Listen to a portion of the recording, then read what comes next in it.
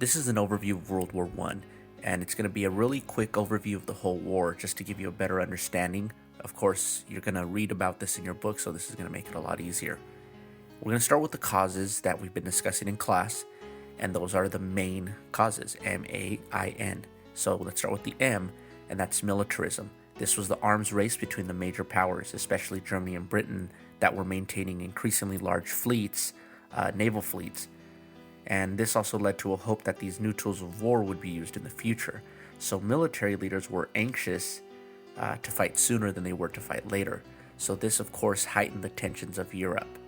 You also had the alliance system, which is the letter A.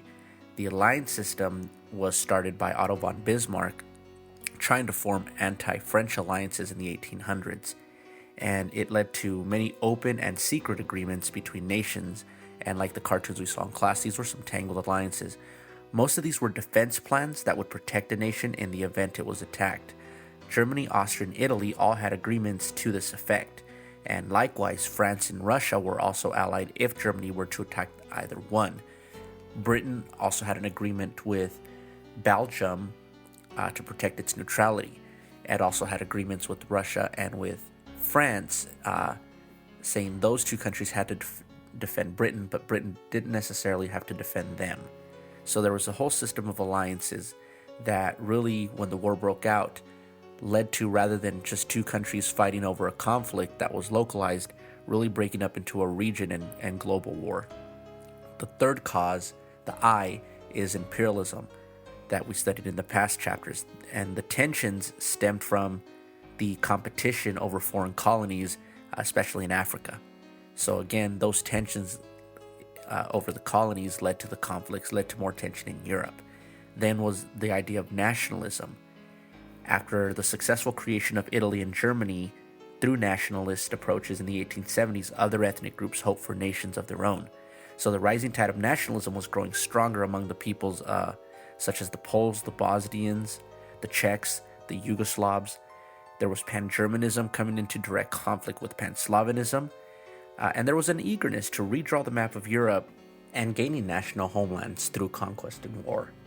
And this was very apparent in Serbia, as the Serbs wanted to gain more land, create a greater Serbia. When Austria-Hungary, however, annexes the region of Bosnia and Herzegovina, this angers the Serb nationalists who wanted the land for a greater Serbia. A member of an organization, the Black Hand, Gavrilo Princip, later assassinates Franz Ferdinand and his wife while they were on a trip to Sarajevo. So these are the events that begin to trigger the start of the war. After the assassination, Austria-Hungary demands certain things. They call it the ultimatum, a list of demands that Serbia must meet, otherwise it would mean war. During that process, Germany gave unconditional backing to Austria-Hungary, and this was known as the blank check. Serbia was being supported by Russia, which had ethnic ties with the Serbs. So you now are pulling in two other countries that are part of larger alliances, and you can kind of see where this is going. When Russia mobilizes its forces along the border in preparation in case of an attack, Germany sees it as an act of war, warns Russia to withdraw. When Russia doesn't, Germany declares war on Russia. France then joins the war on behalf of Russia, and so now Germany must have to figure out a way to avoid a two-front war. This is where they bring in the war plans that had also been developed during this time period. And the most important one that you need to know is the German war plan, the Schlieffen Plan. The Schlieffen Plan called for a quick defeat of France by invading France through Belgium, which was less fortified along the border with France than the border between France and Germany. So through the invasion of Belgium, France would be attacked with a surprise attack, leading France to fall quickly. Then Germany could regroup, go focus on Russia, which would take longer to mobilize because it wasn't as industrialized. And so this was Germany's plan, but when they invaded Belgium, Great Britain joined the war because of their agreement with Belgium to protect their neutrality. So this is how the conflict gets started. Now, once the war gets started, this was a very different type of war than any other war. The two main fronts we'll look at are the Western Front and the Eastern Front. The Western Front was the battle lines between Germany and France, and most of the fighting was between German forces against French and British forces. Now, this was probably the bloodiest of the fields because it was so industrialized in its nature, because of the weapons that each of these countries had. The war wasn't like any other war. The use of modern weapons, they used poison gas, they used tanks, machine guns, along with other weapons, made this a much deadlier, much lethal war, and it led to a change in strategies. After Germany wasn't able to achieve their successful defeat, their quick defeat of France, what ensued was what is called a stalemate, where no country was gaining any strategic advantage. As a result, soldiers adapted by starting a new type of warfare known as trench warfare, where they would actually dig into these trenches, create a system of trenches where the soldiers could seek cover. In between enemy lines was an area known as no man's land that was very dangerous because that's where all the crossfire was. So over the course of the next few years, the front, and you can see in the maps, the fronts would not move very much.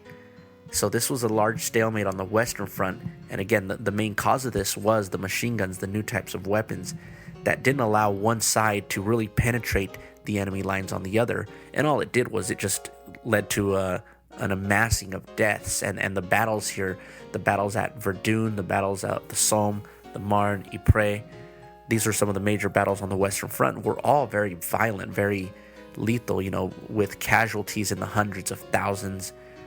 Again, unlike any other war. The Eastern Front, on the other hand, was different. The Eastern Front was mostly Austria-Hungary and German forces fighting against the Russian forces. And here, Russia was not as industrialized, so they didn't have the same capacity to make war that France and Britain had. As a result, you can see from the map of the Eastern Front, the Germans were able to penetrate much, much deeper into Russia. This would later create lots of problems for Russia. We'll talk about a little bit later on. So these were the two major fronts. There were other fronts in the war. There was fronts in Africa as people in colonies were fighting and supporting the war effort. There was a big campaign in Gallipoli along the Dardanelles Straits near Istanbul in the Ottoman Empire. And you had 5 continents participating in the war to one extent or another. You had countries in North America, including Canada, the United States, and Brazil, that were supplying troops or supplies. You had Australia. You had some of the colonies in Africa. You had the areas of the former Ottoman Empire that had been breaking off in Southwest Asia. So again, this is where it gets the name World War nowadays. Now, there was also another aspect to the war that I want you to know about, and that's the aspect of total war. Another thing that made World War I different was that the countries involved in the fighting really devoted their entire resources to winning the war. And this meant on the home front, having people who were not soldiers, non-combatant civilians, really change their lifestyles to support the war effort. On the home fronts, you saw women entering the factories to replace the men who were going off to fight. Again, this was very significant later because this would really help women in attaining the right to vote. Due to their participation in the economy, it opened up more economic opportunities for women. You also had people being asked to ration supplies, being asked to not buy certain products, only eat so much food, save the grease from their food and use it to cook again, conserve lots of the raw materials so that the war effort could be supported. There were many factories that made farm machines, that made household items that were converted to munitions factories to begin producing weapons and munitions for the war. So all of this happening was considered total war. And the biggest way of rallying the home front to support this is through the use of the propaganda posters. Posters that were put up and asked people to do everything from save to buy war bonds and buy war stamps to support the governments fighting the war. There were propaganda posters making the enemy look like the evil person to justify really a lot of the butchering that was going on. Now, for much of the first years of the war, Like I said earlier, there was a stalemate. There was no one country gaining a decisive advantage. If anything, there were many points in the war where it looked like Germany would win the war. They had a very powerful military. However, 1917 proves to be the year of turning points. And there were two major turning points, and that was Russia's withdrawal and the entry of the United States into the conflict. And again, you read about these, but I'll just kind of give you the quick overview. We'll start with the entry of the United States in 1917. And there were different factors. Of course, one of them was economic. The fact that the Americans had been for so long supporting their allies, loaning or selling weapons, really gave the United States an economic interest that their friends would come out on top, of course, because of all the money they had invested. So there was that, but again, the United States couldn't go to war because the mentality in the United States was one of isolationism, not to get involved in other people's affairs, especially if they weren't happening in this hemisphere. However, there were a couple of instances that raised tensions, and one of those was a telegram that was sent to Mexico, known as now the Zimmerman Telegram. And this telegram was intercepted by the British. It was handed over to the American authorities, and it revealed a German plot where Germany was hoping to get Mexico involved in the war, asking Mexico to distract the United States so that the United States would not send troops overseas, distract them with the war here, then promising Mexico to return the land that the United States had previously conquered from Mexico in 1848, California, Arizona, etc. But again, Mexico at this time was in the midst of their own revolution that we'll look at later in one of the next chapters. So Mexico was in no position to accept this offer, nor would they have wanted to. The main reason I think the United States got involved was the German policy of unrestricted submarine warfare. One of the new technologies of the war was the U-boat, the underwater boat, or the submarine.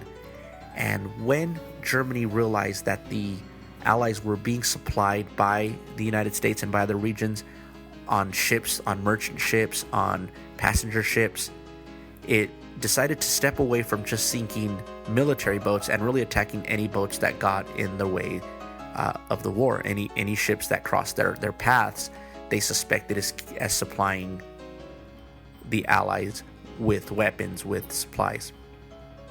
There was a ship, the Lusitania, which was a passenger ship, and there was many Americans on board. When the Lusitania was sank, it was really used as an opportunity to gain public support in the United States, to move away from this isolation approach and really join the war effort because of what was happening. Now, later on, it was revealed that there was actually weapons being smuggled in and helping, so that was considered an act of war. So those are the reasons eventually that the United States decides to join the war. And when it does, it becomes a big boost for the Allies because you start having now a fresh supply of troops. By 1917, the Europeans on all sides had been really worn out by this conflict. I mean, you had soldiers that were being recruited under the age of 18, some as young as 15, to fight because everyone was so exhausted and because of the high number of deaths. So when the American troops arrived, it really provided that fresh supply of new troops that really kept the Allies gaining an advantage. But the other major turning point was the withdrawal of Russia, and that ends the two-front war with Germany.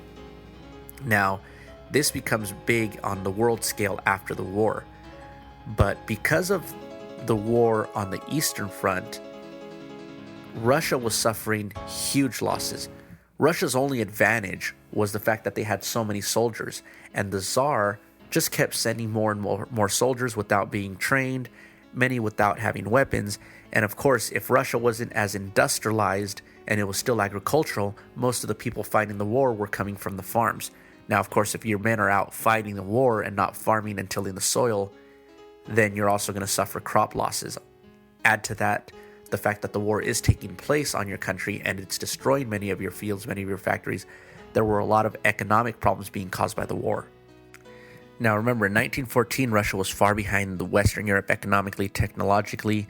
It lacked the capital to sufficiently build its own industry, and There was already problems that we'd studied before when the Russians lost to the Japanese in the Russo-Japanese War, pointing out Russia's technological backwardness. There was the revolution of 1905 when the Tsar had his soldiers kill the protesters, the strikers in Petrograd. So you already had a lot of conflict going on. And this chaos came to a peak in 1917 in what is in your book. It's the February Revolution. It's also known as the March Revolution because it depends on which calendar system. Russia had a different calendar system than we did, so the months were a few days off, and therefore making it March. And the Tsar abdicates the throne, and a provisional government is put in place. So the Tsar is kicked out of power. There is a new government to come in and deal with the problems. However, it decided to stay in the war because this provisional government was facing a lot of pressure from the United States and Britain. There were food shortages, there were revolts, there were continued strikes. People wanted three things. They wanted peace, an end to the war. They wanted land for people to be able to farm, and they wanted bread. They wanted to get out of their economic situation that they were in. One of the leaders of this movement was a guy who had been exiled, but since the revolution started growing, came back to Russia, and that was Vladimir Lenin. So the first Russian Revolution was successful in forcing the Tsar out of power, but it didn't solve the problems that the Russians wanted. So Russia continued in the war, and until the November Revolution or the October Revolution, again, depends on which book you're reading. The October Revolution really changed the system of Russia. And this is also known as, I want you to know, it's the Bolshevik Revolution. The Bolsheviks were communists. They supported the ideas of Marx, and more so the ideas of Lenin's interpretation of Marx, to want to create a communist society. And they took control in 1917, and this led to a civil war in Russia. But when they took control, they signed the Treaty of Brest-Litovsk with Germany.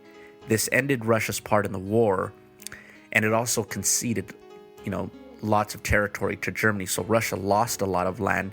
This would later on cause more tensions on the global state.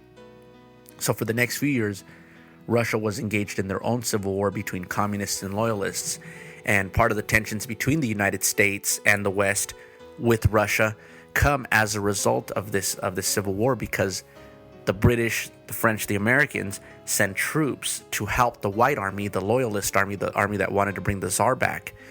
They were helping them against the communists because they wanted to keep Russia in the war. They didn't want to have them withdraw and give Germany the advantage by ending the two-front war.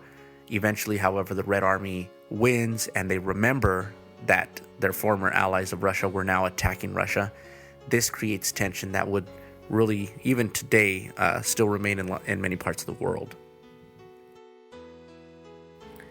Now, finally, in 1918, there was an armistice agreement, an agreement to stop fighting between the sides. This led then to the Allies convening at the Palace of Versailles in France. The leading Allied powers, Italy, Great Britain, France, and the United States, were labeled as the Big Four. They called a conference near Paris at the Palace of Versailles to settle the issues that had been stemming from the war. In the end, France would not allow a very good treaty to occur. There were different disputes going on. France, led by Georges Clemenceau, really wanted to punish the Germans. They wanted to be harsh on the Germans. Britain, not so much, but they were facing pressures from the British people to punish the Germans. Woodrow Wilson of the United States proposed his peace plan in what he called the 14 points. And in it, he called for this idea of self-determination of nationalities. In other words, let the people choose what type of governments they want to have. He called for a peace without victory. In other words, let's come to an agreement and not call anyone a winner, just come to some kind of conclusion. He also pushed for disarmament because he feared that militarism would lead to another war. He wanted a fair treatment of colonial people. He wanted fair treatment towards Germany. He wanted to establish a League of Nations, an organization where nations would get together to hash out their problems. But most of these ideas were rejected at the meeting, although the League of Nations was created. And ironically, the United States did not become a part of the League of Nations because the Senate in the United States would not back the agreement. Congress opposed it because they didn't want the United States to become entangled in European affairs. They wanted to remain isolated. So the League of Nations was established, but it didn't include the United States, and it also didn't include Russia and Germany. So again, it really didn't have a big backbone to it. So the Treaty of Versailles was the major treaty, and that was agreed upon by the Allies, and that's the treaty that dealt with Germany. There were many other treaties. Italy also had motives. As a lot of the countries participating, they all wanted something for themselves. Italy wanted to gain more land on the Adriatic coast from Austria-Hungary. So really, everyone kind of had to give and take a little, and in order to compromise, in order for everyone to be happy, they had to really come up with a really weak treaty. And the Treaty of Versailles, many people say, is actually the beginning of World War II. The tensions and the problems that come along with this treaty lead to a new series of tensions that will eventually give the rise to the dictatorships in Italy and in Germany and a lot of the other problems in Europe. So this treaty was really harsh on Germany. It punished Germany. The war guilt clause forced Germany to accept total blame, pay for reparations, which are the war damages, all by themselves. And then it redrew the map of Europe, but nations like Italy still weren't satisfied. Other nations like Poland, Czechoslovakia, Hungary, Yugoslavia, they were all created by this peace settlement that finally came in 1919. So some of the major outcomes were that Britain was profoundly affected by the war. It had lost a large percentage of its youth. Its economy was strained, and after the war, debts were very large, and the once proud empire was very tired. It started to slowly break apart. It had become more of a burden to hold on to. So native movements for independence in Africa and Asia were underway, and this eventually would lead to the independence of these colonies. France was devastated by the war. Whole sections of the nation were destroyed. It had also suffered many casualties. Everywhere you looked, you could see evidence of the war. People that had lost family, people with amputated limbs.